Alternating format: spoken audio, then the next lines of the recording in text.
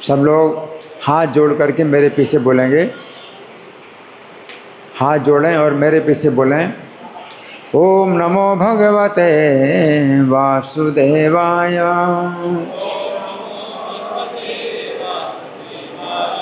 ओम नमो भगवते वासुदेवाय। ओम नमो भगवते वासुदेवाय।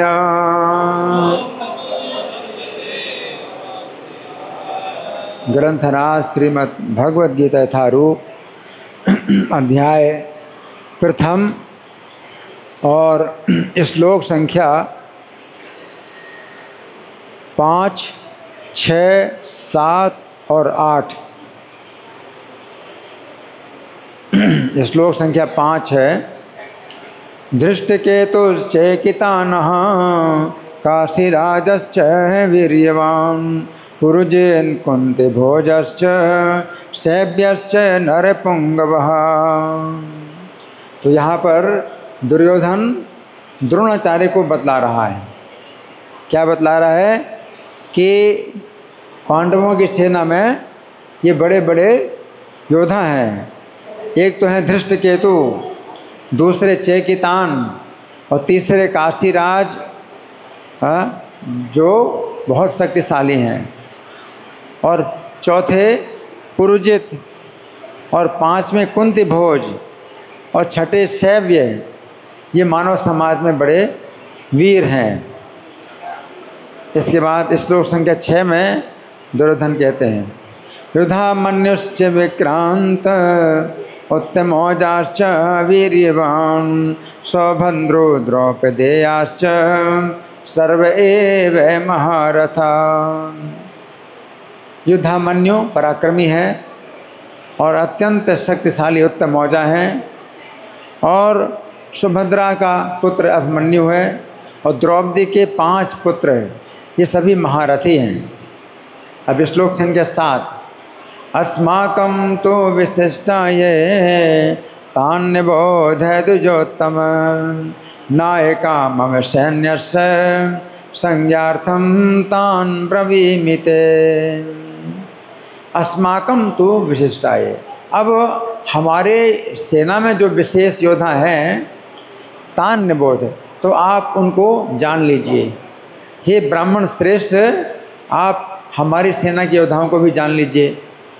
नायका मम सैन्य से, जो मेरी सेना के विशेष रूप से नायक हैं, संज्ञार्थम तान ब्रवीमिते, आपकी सूचना के लिए मैं बता रहा हूँ। अब श्लोक संख्या 8 है, भवान भीष्मश्च कर्णश्च कृपश्च समितिञ्जयः अश्वत्थामा विकर्णश्च सौम्यदत्तिस्तथैव च। अब इस श्लोक के शब्दों का अर्थ आप लोग मेरे पीछे बोलिए, ठीक है? मेरे पीछे बोलिए, भवान आप, भीष्मः भीष्म पितामह, च भी कर्णः कर्ण, च और कृपः कृपाचार्य, च तथा समितिञ्जयः सदा संग्राम विजयी, अश्वत्थामा अश्वत्थामा, विकर्णः विकर्ण, च तथा सौम्यदत्तिः सोमदत्त का पुत्र, तथा भी एव निश्चय ही, च भी। अब अनुवाद मेरे पीछे बोलिए, मेरी सेना में स्वयं आप भीष्म कर्ण कृपाचार्य अश्वत्थामा विकर्ण तथा सोमदत्त का पुत्र भूरिश्रवा आदि हैं, जो युद्ध में सदैव विजयी रहे हैं। तो यहाँ तात्पर्य पढ़ने से पहले हम मंगलाचरण पढ़ेंगे, तो आप लोग मेरे साथ बोलने की कोशिश करें। ओम अज्ञानतिमिरान्धस्य ज्ञानाञ्जनशलाकया चक्षुरुन्मीलितं येन तस्मै श्रीगुरवे नमः। श्रीचैतन्यमनोभीष्टं स्थापितं येन भूतले स्वयं रूपः कदा मह्यं ददाति स्वपदान्तिकं।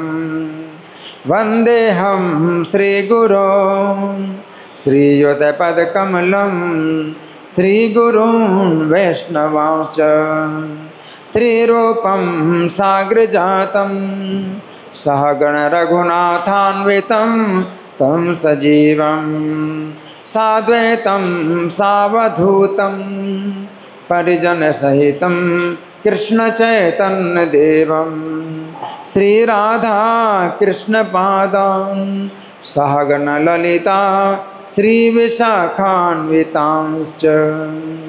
हे कृष्ण करुणा सिंधो दीनबंधो जगत्पते गोपेश गोपिका कांत राधाकांत नमोस्तुते। तप्त कांचन गौरांगी राधे वृंदावनेश्वरी वृषभानुसुते देवी प्रणमामि हरिप्रिये। वाञ्छाकल्पतरुभ्यश्च कृपा सिन्धुभ्य एव च पतितानां पावनेभ्यो वैष्णवेभ्यो नमो नमः।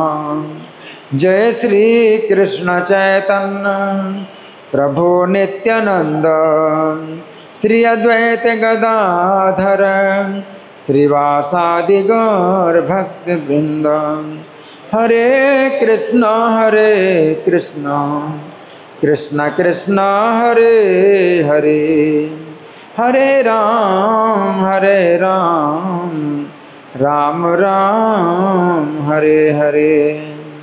नमो विष्णुपादाय कृष्ण प्रेष्ठाय भूतले श्रीमते भक्तिवेदांत स्वामिनिति नामिने। नमस्ते सरस्वती देवे गौरवाणी प्रचारिणे निर्विशेषा शून्यवादी पाश्चात्य देश तारिणे। इस श्लोक फिर से निकालेंगे।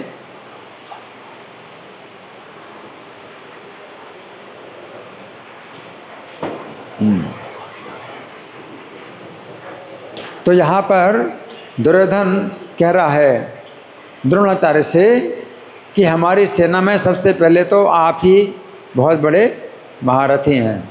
आप मतलब कौन? द्रोणाचार्य। आपका मतलब द्रोणाचार्य, आप ही सब बहुत बड़े महारथी हैं। फिर दूसरे नंबर में कौन है?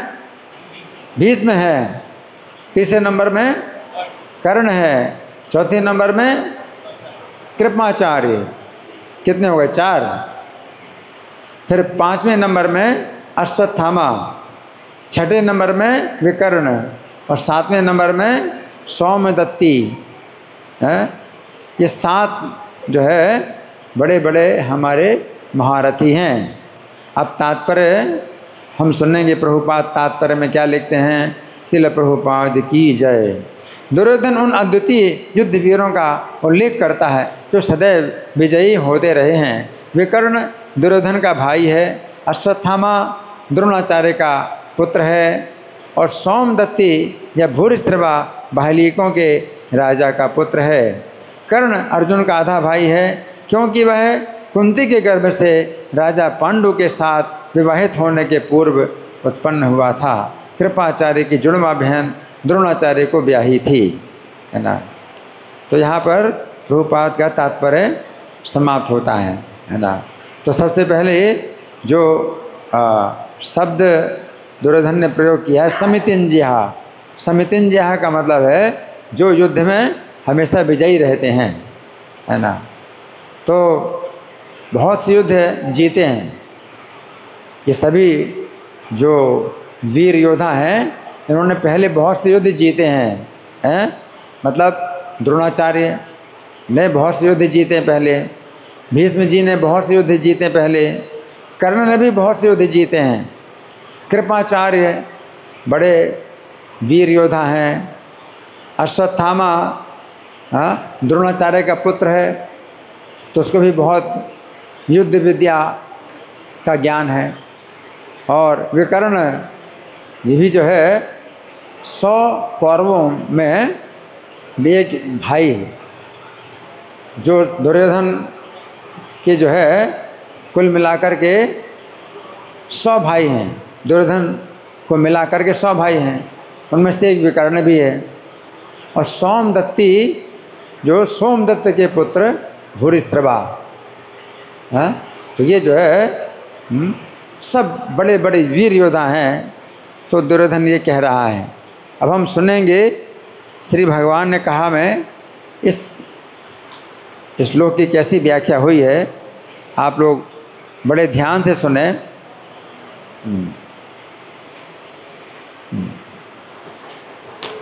तो सबसे पहले तो नाम लिया द्रोणाचार्य का है, तो अपनी भावना प्रकट की दुर्योधन ने कि मैं आपके ऊपर बहुत आश्रित हूँ, है ना। तो द्रोणाचार्य जो है यद्यपि महान आत्मा है, बड़े महात्मा हैं द्रोणाचार्य हैं, ये जो है धर्म और अधर्म के अंतर को जानते हैं।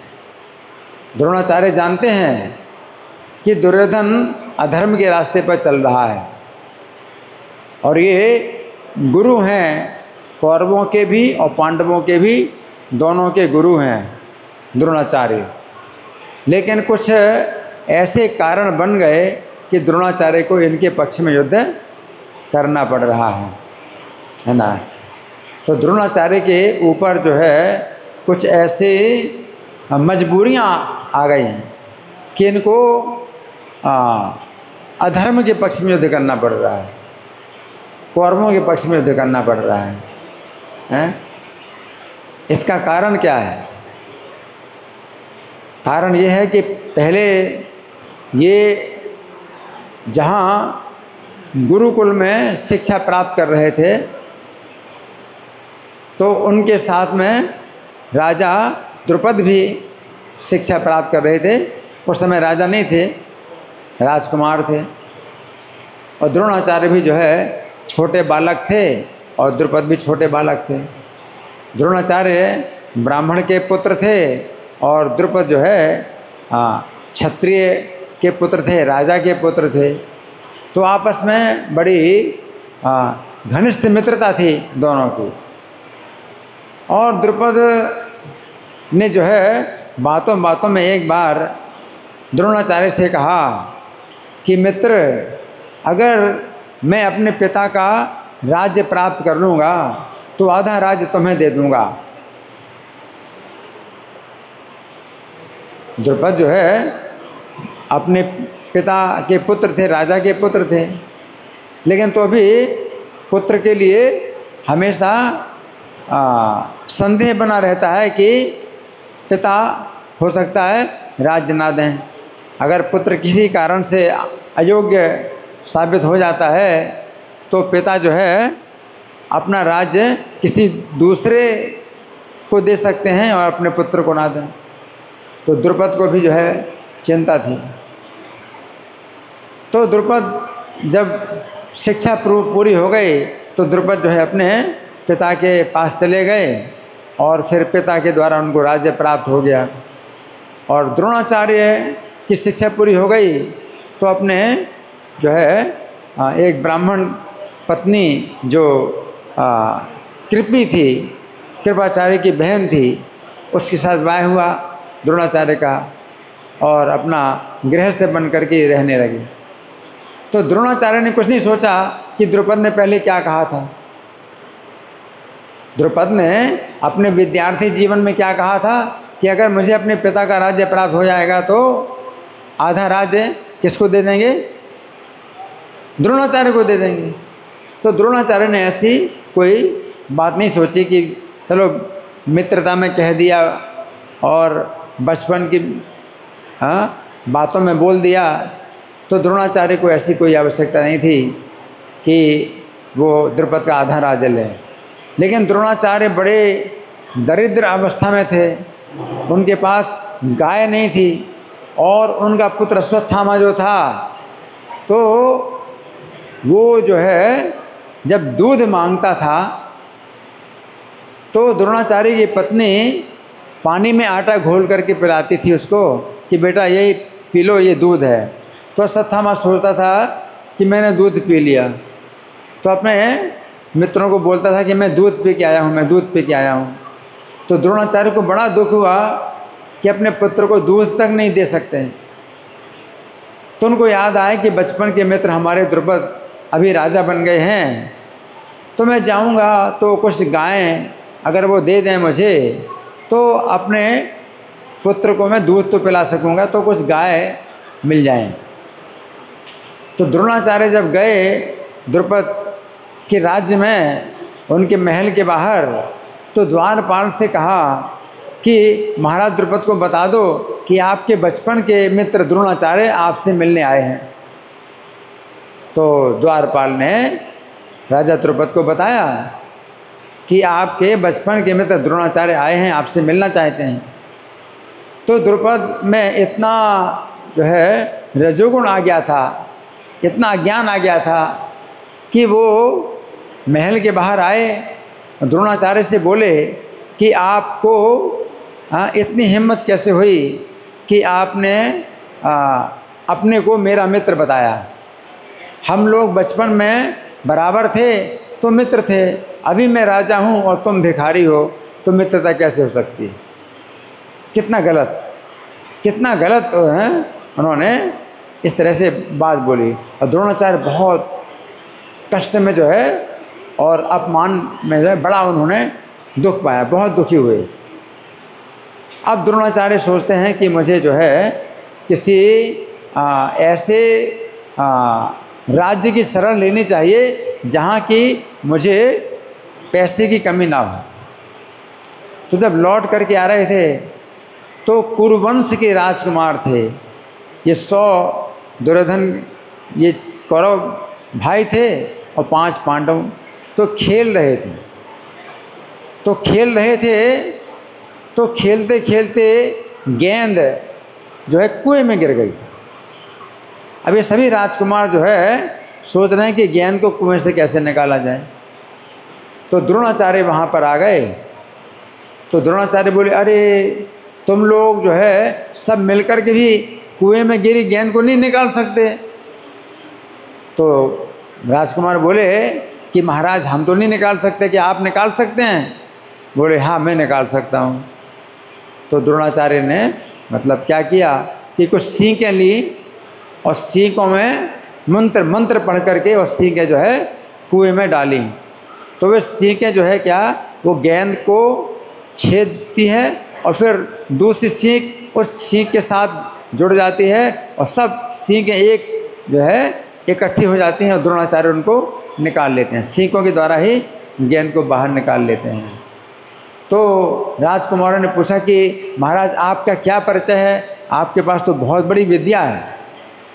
तो द्रोणाचार्य ने कहा कि मैं अपना नाम नहीं बताऊंगा तुम लोगों को, लेकिन जो काम मैंने किया है ये काम जो है आप जाकर के अपने पितामह भीष्म जी को बताओ, तो वो जान जाएंगे कि मैं कौन हूँ।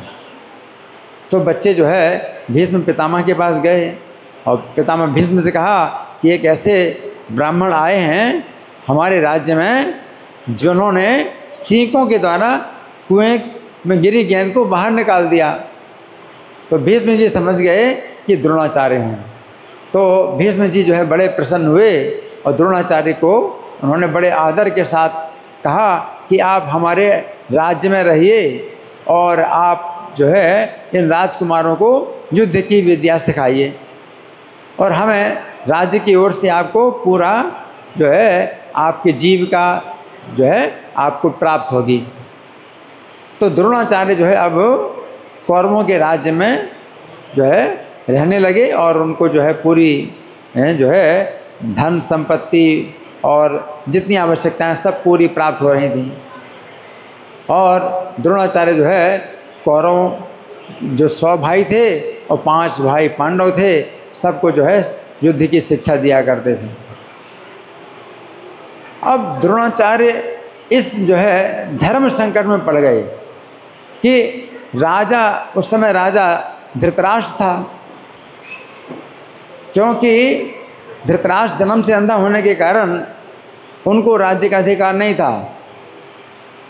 तो धृतराष्ट्र के छोटे भाई जो पांडु थे वो राजा थे। लेकिन महाराज पांडु को शाप मिल गया, किंदिम मुनि का शाप मिल गया।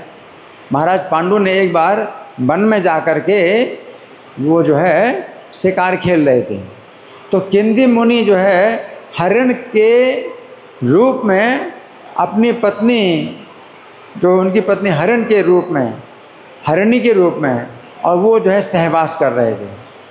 और महाराज पांडु ने हरिण हरिणी का जोड़ा देखा तो हरिण को बाण मारा।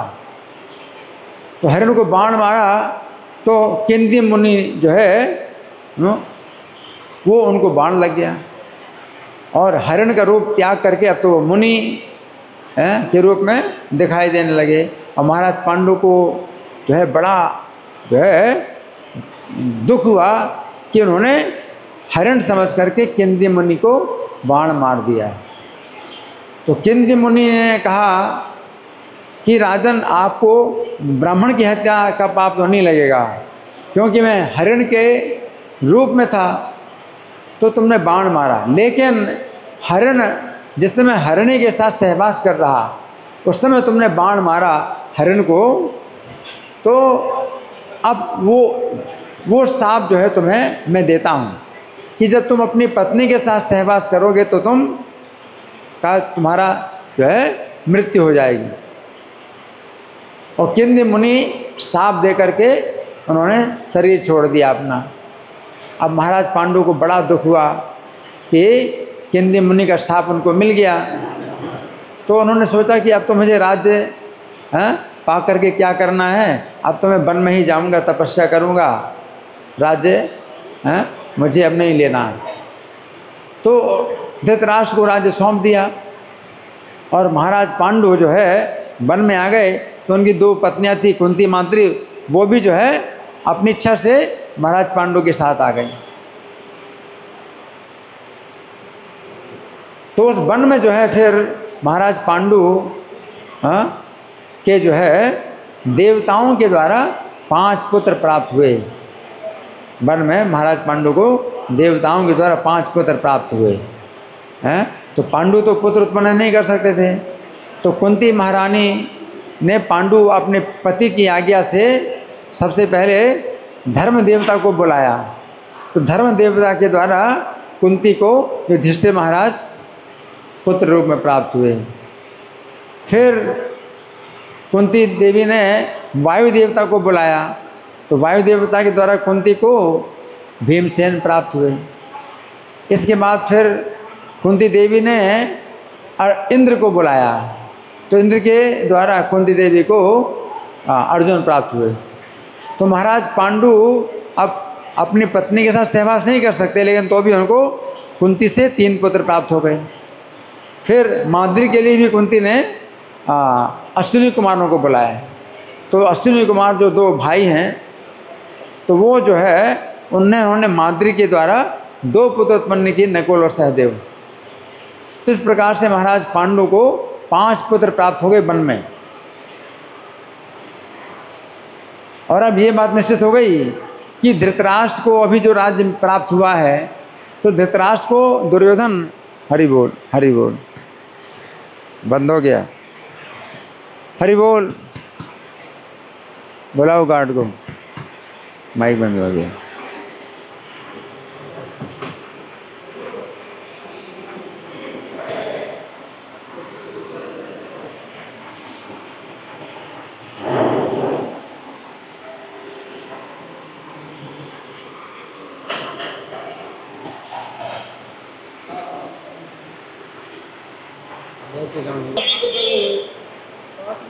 5 पुत्र महाराज पांडु को हो गए। और तब तक धृतराष्ट्र के जो है पत्नी गांधारी से 100 पुत्र हो गए, 100 पुत्र हो गए, जिनमें दुर्योधन सबसे बड़ा था। लेकिन अब धर्म के अनुसार युधिष्ठिर महाराज को ही राज्य मिलेगा, क्योंकि पांडु के पुत्र पांडु राजा थे, तो उनके बड़े पुत्र युधिष्ठिर हैं, उनको राज्य मिलेगा। और महाराज पांडु को जो है फिर वन में माद्री के प्रति उनकी कुछ ऐसा आकर्षण हो गया कि उन्होंने सहवास करने का प्रयास किया और उनकी मृत्यु हो गई, क्योंकि शाप मिला था उनको। तो फिर वन में कुंती महारानी अकेली रह गई 5 पुत्रों के साथ में, और माद्री जो है महाराज पांडु के साथ सती हो गई। तो कुंती महारानी के ऊपर 5 पुत्रों का भार आ गया। तो वन में जो रहने वाले ऋषि मुनि थे वो कुंती महारानी को उनके 5 पुत्रों के साथ धृतराष्ट्र के राजमहल में छोड़ के आ गए। अब धृतराष्ट्र के महल में कुंती और 5 पुत्र रहते हैं। अब धृतराष्ट्र के मन में बड़ी ईर्ष्या पैदा हो गई कि अभी तो पांडु के कोई पुत्र नहीं थे और ना पुत्र होना था, तो मुझे राज्य मिल गया था तो मेरे पुत्रों को राज्य मिलेगा।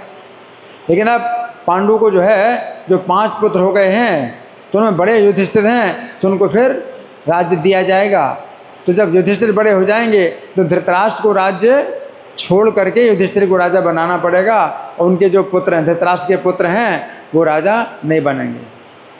तो दुर्योधन बहुत ईर्ष्यालु, धृतराष्ट्र के साथ दुर्योधन ने भी साठ गांठ करके क्या किया कि पांडवों को जो है कुंती के साथ मार डालने का प्रयास किया। और इस प्रकार से जो है इन्होंने बहुत अधर्म किया। फिर भी भगवान ने रक्षा की, कुंती महारानी की, 5 पांडवों की रक्षा की। और फिर बाद में ये जो 5 पांडव हैं और कुंती महारानी और उनकी पत्नी द्रौपदी, तो इन सबको जो है इंद्रप्रस्थ का राज्य दे दिया। और ये हस्तिनापुर का राज्य ये कर रहे थे दुर्योधन और धृतराष्ट्र, कि भाई किसी प्रकार का झगड़ा ना हो। तो उसमें भी इंद्रप्रस्थ का जो है वैभव बहुत बढ़ गया, कि भगवान कृष्ण की कृपा से इंद्रप्रस्थ का जो साम्राज्य है, हालांकि जंगल था वो, लेकिन जंगल को जो है मंगल कर दिया भगवान कृष्ण की कृपा से, और इंद्रप्रस्थ की जो है बड़ी संपत्ति हो गई। तो इंद्रप्रस्थ की बहुत संपत्ति हो गई तो दुर्योधन को फिर ईर्ष्या हुई। अब कितना लोभ है दुर्योधन के पास, कितना अंदर लोभ है कि उसको हस्तिनापुर का राज्य मिल गया है, लेकिन इंद्रप्रस्थ को भी वो लेना चाहता है। तो कपट का जुआ खेला, और कपट के जुए में इन्होंने जो है पांडवों को हरा दिया, द्रौपदी को भी वस्त्र निकालने का प्रयास किया, अपमानित करने का प्रयास किया। तो भगवान ने रक्षा की द्रौपदी की। और फिर जुए की शर्त के अनुसार 12 साल का इनको वनवास दे दिया और 1 साल का अज्ञातवास। और 1 साल के अज्ञातवास के बाद अगर छिपे रहे, यानी पता नहीं चला, तब तो राज्य मिल जाएगा इनको अपना। और अगर पता चल गया तो दोबारा 12 साल का वनवास करना पड़ेगा। तो जुए की शर्त के अनुसार 12 साल का वनवास भी कर लिया 5 पांडवों ने, और 1 साल का अज्ञातवास भी कर लिया कि दुर्योधन को, कौरवों को बिल्कुल पता नहीं चला। तो अब धर्म के अनुसार इनको राज्य मिलना चाहिए। अब दुर्योधन अधर्म के अनुसार बोलता है कि राज्य नहीं देंगे, बिना युद्ध के राज्य नहीं मिलेगा। अब पूरा दुर्योधन का अधर्म है। लेकिन भीष्म जी और द्रोण आचार्य, ये दोनों जो है अपनी प्रतिज्ञा से बंधे होने के कारण इनको अधर्म के पक्ष में युद्ध करना पड़ रहा है।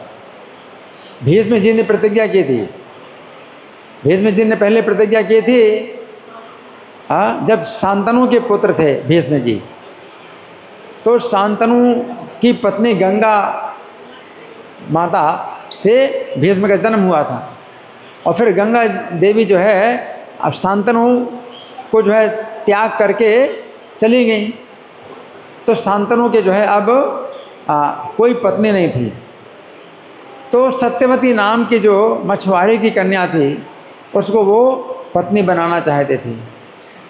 लेकिन जो सत्यवती के जो पिता मछुआरा था उसने कहा कि महाराज मैं जो है अपनी पुत्री का विवाह आपके साथ तब करूँगा जब मेरी पुत्री से जो पैदा होगा पुत्र उसको राज्य दिया जाए।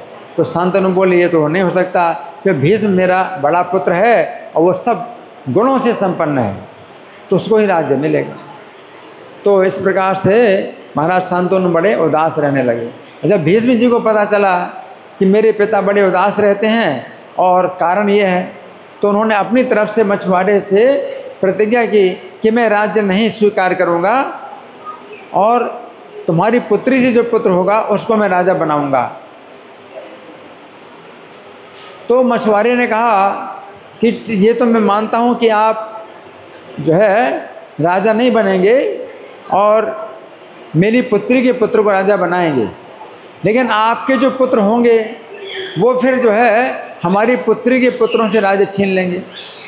तो भीष्म जी ने कहा ठीक है मैं विवाह भी नहीं करूँगा। तो भीष्म जी ने प्रतिज्ञा कर दी कि मैं विवाह भी नहीं करूँगा। तो अब भीष्म जी जो है अपने पिता को बताते हैं कि ऐसी सी बात है और अब जो है आप सत्यवती के साथ विवाह कर लीजिए। तो महाराज शांतनु ने सत्यवती के साथ विवाह कर लिया और सत्यवती से फिर 2 पुत्र हुए हैं, विचित्रवीर और चित्रांगद। चित्रांगद बड़े थे, विचित्रवीर छोटे थे। तो चित्रांगद का जो है युद्ध हुआ चित्रांगद नाम के गंधर्व से, तो चित्रांगद मारे गए। तो अब विचित्रवीर ही रह गए, सत्यवती के एकमात्र पुत्र। तो भीष्म जी ने इनका विवाह भी किया, काशीराज की 2 कन्याओं को जो है युद्ध में जीत करके विचित्रवीर का साथ विवाह कर दिया। तो काशीराज की 2 कन्याएं थी, अंबिका और अंबालिका। तो उसमें भी क्या हुआ कि जो विचित्रवीर थे तो वो जो है उनको राज यक्ष्मा का रोग हो गया, टीबी का रोग हो गया। तो विचित्रवीर की मृत्यु हो गई और अब सत्यवती से जो दोनों पुत्र एक प्रकार से मर चुके हैं और अब जो है कैसे आगे वंश होगा। और भीष्म जी राज्य करेंगे नहीं। भीष्म जी प्रतिज्ञा कर ली कि मैं राज्य नहीं करूँगा। तो अब सत्यवती ने कहा भीष्म जी से कि आप जो है अपने भाई की पत्नियों से पुत्र उत्पन्न करो। विचित्रवीर की 2 पत्नियां हैं, अंबिका और अंबालिका। तो भीष्म ने कहा कि नहीं, मैं ये कार्य नहीं कर सकता क्योंकि मैं ब्रह्मचर्य का व्रत ले चुका हूँ। तो फिर सत्यवती के पुत्र व्यास जी थे जो पराशर मुनि से उनका जन्म हुआ था, उनको बुलाया व्यास जी, और व्यास जी के द्वारा फिर विचित्रवीर की 2 पत्नियों में उन्होंने पुत्र उत्पन्न कराए। तो धृतराष्ट्र हुए और पांडु हुए, है ना। तो इस प्रकार से ये जो है धृतराष्ट्र जन्म के अंधे थे और पांडु जो है मतलब स्वस्थ थे, तो पांडु को राजा बनाया गया। अब भीष्म जी की प्रतिज्ञा यही थी कि सत्यवती के वंश में जो भी राजा होंगे उनको मैं राजा बनाऊंगा और उनकी रक्षा करूंगा। अब भीष्म जी इस प्रतिज्ञा से बंधे। अब उस समय अब धृतराष्ट्र राजा बने हैं और दुर्योधन उनके पुत्र हैं और बड़ी जो है उनकी जो है 60 गांठ पांडवों से ईर्ष्या करते हैं और पांडवों को जो है हत्या करने का प्रयास करते हैं। तो भीष्म जी अपनी प्रतिज्ञा से बंधे होने के कारण दुर्योधन के जितने अन्याय हैं उसमें उनको साथ देना पड़ रहा है। तो प्रतिज्ञा में बंधे थे और जो द्रोणाचार्य हैं वो भी प्रतिज्ञा में बंधे थे, क्योंकि जब उनके बड़े निर्धन थे तो उन्हें उनके पास कुछ जो है धन नहीं था, अपने पुत्र को दूध भी नहीं पिला पाते थे। और धृतराष्ट्र के राज्य में भीष्म जी के द्वारा उनको रहने की सुविधा प्राप्त हुई और धन संपत्ति प्राप्त हुई। तो द्रोणाचार्य भी इस कारण से इस बात से बंध गए कि धृतराष्ट्र और दुर्योधन ये सब जो इस समय के राजा हैं, तो उनके द्वारा उनको जीविका प्राप्त हो रही है, इसलिए उनको उनके पक्ष में युद्ध करना पड़ेगा। तो भीष्म और द्रोण दोनों जो है महापुरुष हैं, बड़े महात्मा हैं, बहुत ऊंचे ज्ञान के बड़े ऊंचे धरातल पर हैं, धर्म और अधर्म का अच्छी प्रकार से अंतर भी जानते हैं, लेकिन तो भी अधर्म के पक्ष में उनको युद्ध करना पड़ रहा।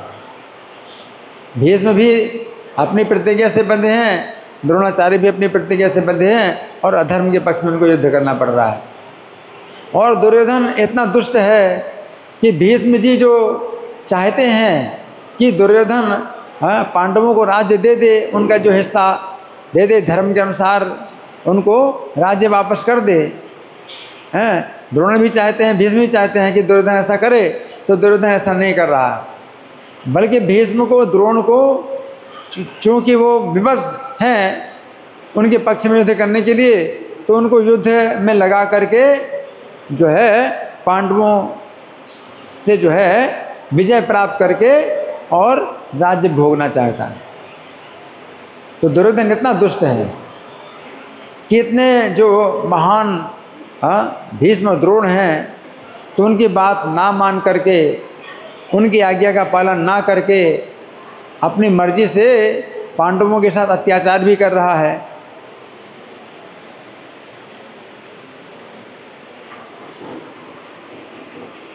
पांडवों के साथ अत्याचार भी कर रहा है और उनको जो है अपना जो है वो बना करके, उनको अपना योद्धा बना करके, उनको युद्ध में लगा करके पांडवों पर विजय प्राप्त करके पांडवों को जीवन भर के लिए कष्ट में डालना चाहता है और स्वयं राज्य भोगना चाहता है ना। तो यही जो है मतलब बड़े इनके लिए जो है कष्ट की बात है, बड़े कष्ट की बात है। तो द्रोणाचार्य भी जो है युद्ध करते थे, लेकिन पांडवों के प्रति उनकी बड़ी सहानुभूति की भावना थी। तो दुर्योधन द्रोणाचार्य से भी बार बार शिकायत किया करता था कि आप पांडवों का वध क्यों नहीं कर रहे, आप पांडवों का वध क्यों नहीं कर रहे, आपका स्नेह पांडवों से ज़्यादा है, इसलिए पांडवों का आप वध नहीं कर रहे हैं। तो द्रोणाचार्य जो है बड़े दुखी होते थे दुर्योधन की बातों से, और दुर्योधन को कहते थे कि तुम जानते नहीं हो कि जो 5 पांडव हैं ये देवताओं के पुत्र हैं और इनको युद्ध में कोई जीत नहीं सकता, और विशेष रूप से अर्जुन की जो युद्ध कुशलता है उसके सामने तो पृथ्वी में कोई भी योद्धा नहीं है। तो दुर्योधन जो है द्रोणाचार्य की बातों से संतुष्ट नहीं होता था और हमेशा ये शिकायत करता रहता था। इसी प्रकार से भीष्म जी को भी जो है दुर्योधन उल्हाना देता रहता था कि पितामह आपकी भी जो है पांडवों के प्रति विस्नेह की भावना है, इसलिए आप पांडवों की हत्या नहीं कर रहे हैं। अगर आप अपनी शक्ति से युद्ध करें तो पांडवों को जीत करके और राज्य मुझे मिल जाएगा। तो भीष्म जी भी जो है दुर्योधन को बहुत समझाते थे। तो दुर्योधन जो है भीष्म जी को भी बहुत कष्ट पहुंचाता था अपनी बातों से, और द्रोणाचार्य को भी अपनी बातों से बहुत कष्ट पहुंचाता था, है ना।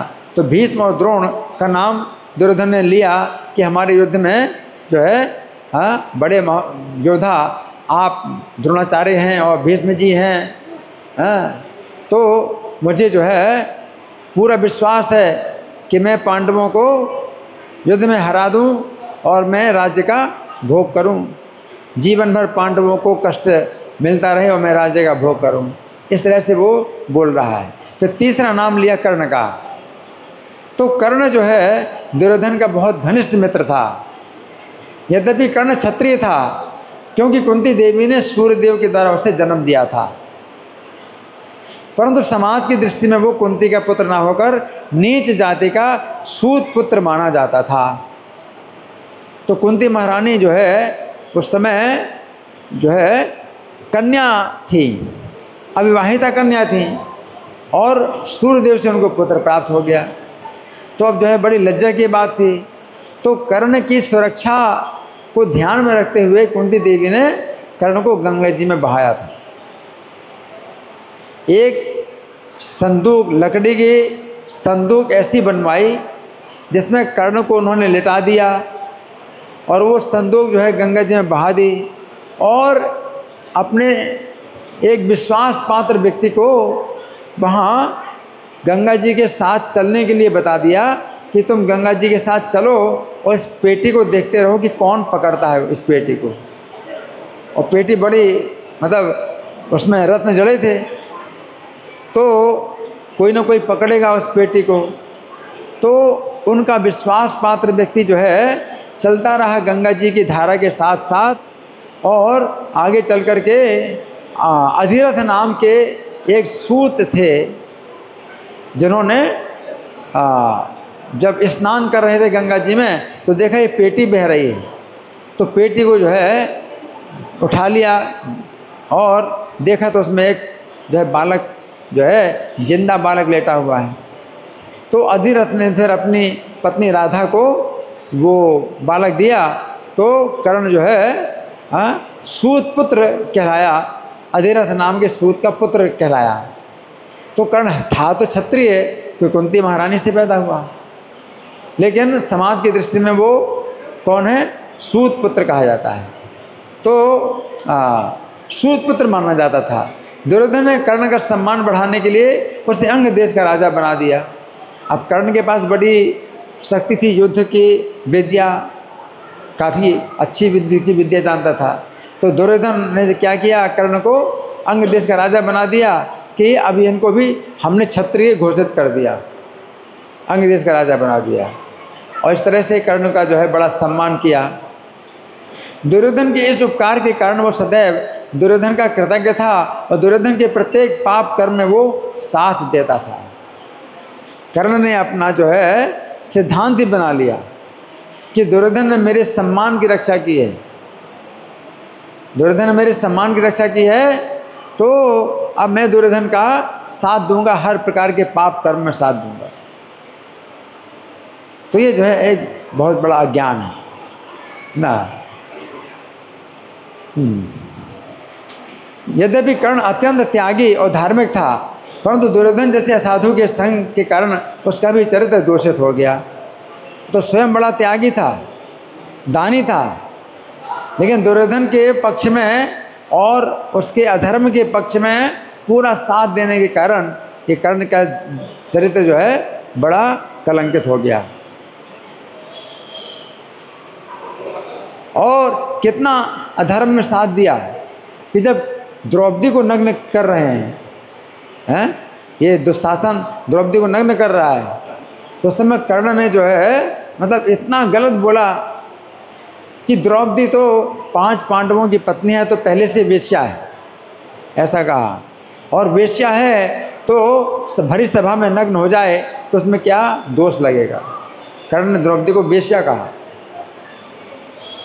तो इतना ज़्यादा कर्ण का जो है अधर्म था कि भगवान ने जो है फिर बाद में कर्ण की बहुत निंदा की।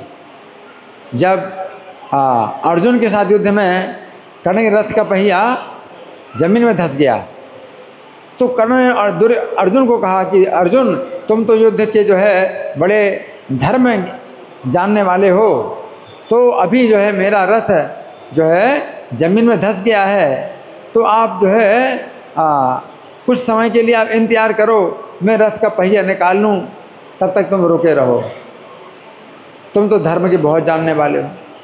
तो भगवान ने फिर कर्ण को बहुत डांटा कि कर्ण, तुम्हारे जैसे दुष्ट लोग जो है उस समय धर्म की याद आती है जिस समय अपना संकट होता है, लेकिन तुमको धर्म की बात उस समय याद नहीं आई। उस समय तुम्हें धर्म की बात याद नहीं आई जिस समय द्रौपदी को नग्न किया जा रहा था और तुमने द्रौपदी को वेश्या कहा। तुमको उस समय धर्म की बात याद नहीं आई जब 5 जो पांडव और कौरवों को 5 पांडव और कुंती को आग में जलाने के लिए उनको लाक्षागृह में भेजा गया था। तुमको धर्म की बात उस समय याद नहीं आई जिसमें भीमसेन को विष खिला करके और उनको गंगा जी में बहा दिया गया था। अब तुमको धर्म की बात याद आ रही है बहुत ज़्यादा, है ना। तो सुनो, अब धर्म क्या है। ऐसी स्थिति में भी जो योद्धा लोग होते हैं शत्रु का वध करते हैं। युद्ध के बीच में अगर कुछ रथ का पहिया फंस जाए ज़मीन में या कुछ भी हो जाए, उस समय जो है युद्ध को रोका नहीं जाता और युद्ध में शत्रु का वध करके कीर्ति प्राप्त की जाती है। अर्जुन से कहा, अर्जुन तुम मारो कर्ण को, है ना।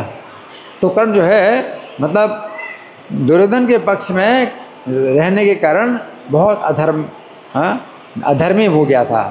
तो शास्त्रों में कहा गया है असाधु की संगति से सदैव दूर रहना चाहिए, परंतु अपने अज्ञान के कारण कर्ण दुर्योधन के साथ अपनी मित्रता के निर्वाह को ही अपना सर्वश्रेष्ठ धर्म समझता था।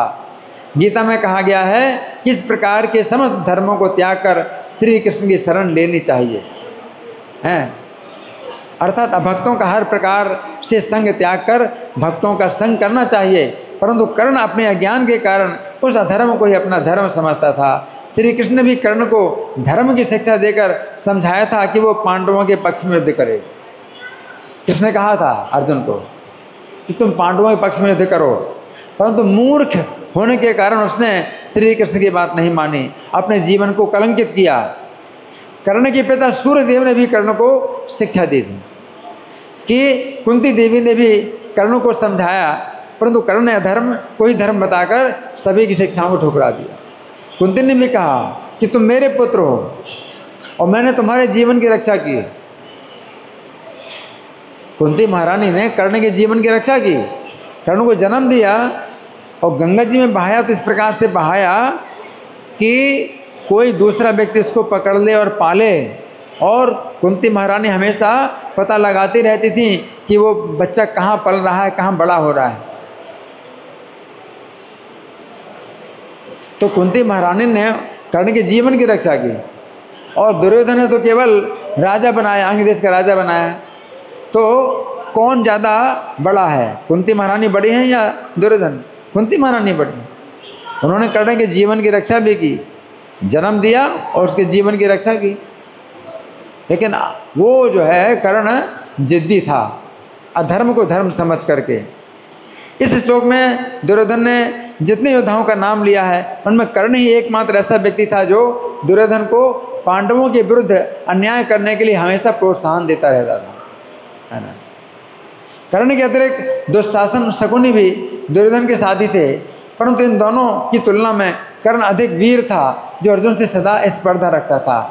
यद्यपि यहाँ पर दुर्योधन कर्ण का नाम ले रहा है, परंतु गीता के उपदेश के बाद युद्ध के प्रारंभ में भीष्म जी जब कर्ण की निंदा करते हैं तो कर्ण युद्ध छोड़कर अपने शिविर में ये कहकर चला जाता है, यदि भीष्म इस सेना में युद्ध करेंगे तो मैं युद्ध नहीं करूँगा। जब युद्ध में 10 दिनों के बाद भीष्म जी की सरसैया हो गई तब कर्ण युद्ध में आया था। इस प्रकार हम देखते हैं कि दुर्योधन कर्ण पर बहुत विश्वास करता था।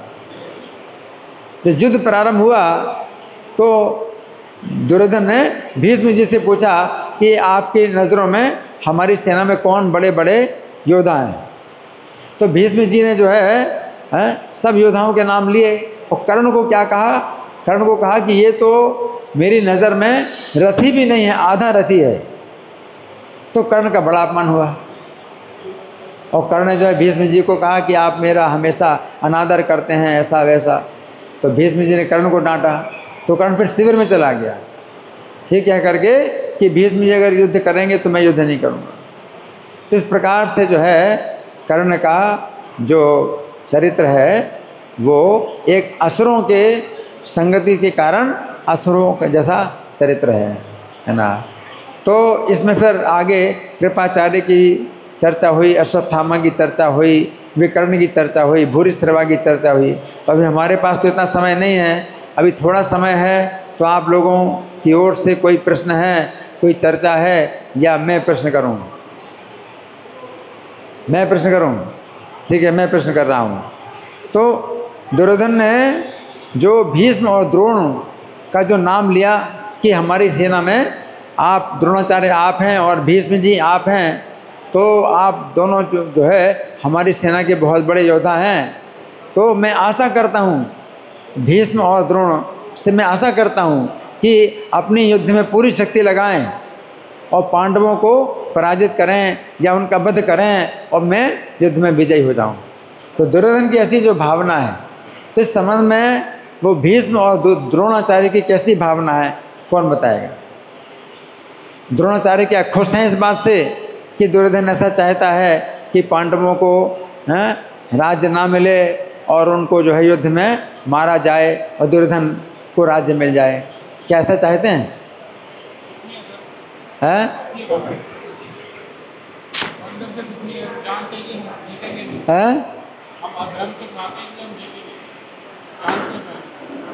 हाँ, क्या फिर से? नहीं, भीष्म द्रोण की कैसी भावना थी? दुर्योधन की भावना थी कि भीष्म जी और द्रोणाचार्य युद्ध में पूरी शक्ति लगा करके युद्ध करें और 5 पांडवों का वध करें या उनको पराजित करें और दुर्योधन जीवन भर अपना राज्य करे और 5 पांडवों को जो है मतलब मार दिया जाए, हत्या कर दिया जाए या उनको पराजित कर दिया जाए और दुर्योधन राज्य करे। तो भीष्म और द्रोण का कैसा विचार था? ऐसा विचार था। हाँ,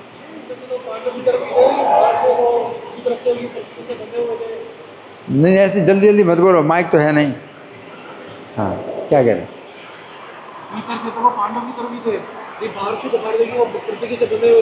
भीष्म जी जो है उनका जो हृदय था वो पांडवों के पक्ष में था, धर्म के पक्ष में था, लेकिन शरीर से वो कौरवों के पक्ष में। तो शरीर से कौरवों के पक्ष में क्यों थे? उनके ऊपर कौन सी मजबूरी थी? और कोई एक से और कोई आप बताएंगे? भीष्म द्रोण जो है उनके ऊपर कैसी मजबूरी थी कि पांडवों के पक्ष में युद्ध ना करके कौरवों के पक्ष में युद्ध कर रहे थे?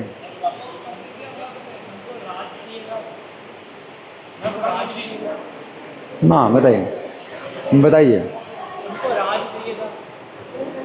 उनको राज चाहिए था। किनको? भीष्म को राज चाहिए था? उनको राज नहीं चाहिए था। उन्होंने तो प्रतिज्ञा की थी मैं राजा नहीं बनूंगा। जब उनके पिता शांतनु जो है सत्यवती से विवाह करना चाहते थे, तो सत्यवती के पिता ने कहा कि मैं अपनी पुत्री का विवाह तब करूंगा आपसे जब सत्यवती से जो पुत्र होगा उसको आप राजा बनाएंगे। तो शांतनु तैयार नहीं थे। भीष्म जी तैयार हो गए कि ठीक है मैं राजा नहीं बनूंगा।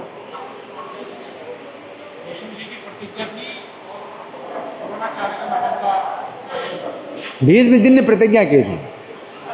भीष्म जी ने प्रतिज्ञा की थी उस सत्यवती के पिता के सामने। क्या प्रतिज्ञा की थी? हाँ, मैं पूरा जीवन अविवाहित रहूंगा और साथ साथ सत्यवती से जो पुत्र होंगे उनके जो है राज्य की रक्षा करूंगा। तो सत्यवती के वंश में जो है ये हुए धृतराष्ट्र हुए, धृतराष्ट्र के पुत्र दुर्योधन हुए। अब उनके पास राज्य का अधिकार था, तो अब वो राज्य के में जिनका भी शासन चल रहा है तो उनके पक्ष में भीष्म जी को रहना पड़ेगा। प्रतिज्ञा से बंधे उन्होंने सत्यवती के पिता के सामने प्रतिज्ञा कर दी थी। अब आपके पुत्र हैं तो जो भी जो है आपके पुत्रों में जो भी राजा बनेगा उसकी मैं रक्षा करूंगा। और द्रोणाचार्य पांडवों के पक्ष में क्यों नहीं युद्ध कर रहे हैं, कौरवों के पक्ष में क्यों युद्ध कर रहे हैं? उसका क्या कारण है? और कोई?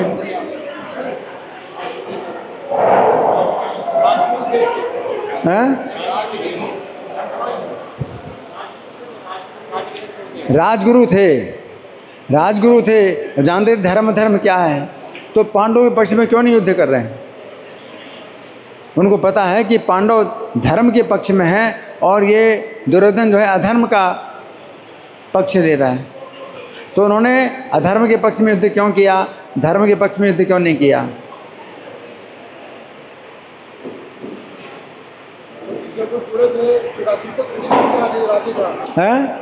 जब वो जुड़े थे राज्य से, तो धृतराष्ट्र राज्य था, तो मैंने नमक खाया उनका। हाँ, द्रोणाचार्य जो है इसमें जो है बंध गए कि जिस राजा के राज्य में उनको जीविका मिल रही है, उनको जीवन निर्वाह प्राप्त हो रहा है, तो उसके पक्ष में वो जो है युद्ध करना पड़ेगा।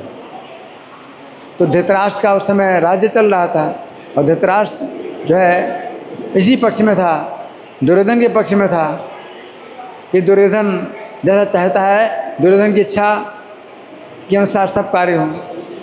तो दुर्योधन जितना भी अन्याय कर रहा है, द्रोणाचार्य भी जो है उसमें बंध गए और अधर्म के पक्ष में उनको युद्ध करना पड़ा। ये भीष्म और द्रोण दोनों हृदय से क्या चाहते थे? अपने हृदय के अंदर क्या चाहते थे? पांडवों की विजय हो। हृदय से चाहते पांडवों की विजय हो, और उनको मरना पड़ेगा तो मरने की कोई चिंता नहीं थी। इतने बड़े महात्मा थे भीष्म जी, द्रोण जी जो है ऐसे महात्मा थे कि मृत्यु की चिंता नहीं करते हैं। मृत्यु को क्या समझते हैं? शरीर परिवर्तन। जैसे आप वस्त्र बदलते हैं, डेली कपड़ा बदलते हैं, तो उसमें आपको क्या दिक्कत है कपड़ा बदलने में? उसी प्रकार से भीष्म द्रोण जो है इतने बड़े महात्मा हैं कि मृत्यु से जो है वो उन्हें कोई भी कष्ट नहीं होता है, जैसे शरीर बदलना है, कपड़ा बदलने की तरह। इतने बड़े जो है महानुभाव थे। धन्यवाद। ग्रंथराज श्रीमद् भगवद गीता की जय, श्रील प्रभुपाद की जय। हरे कृष्णा।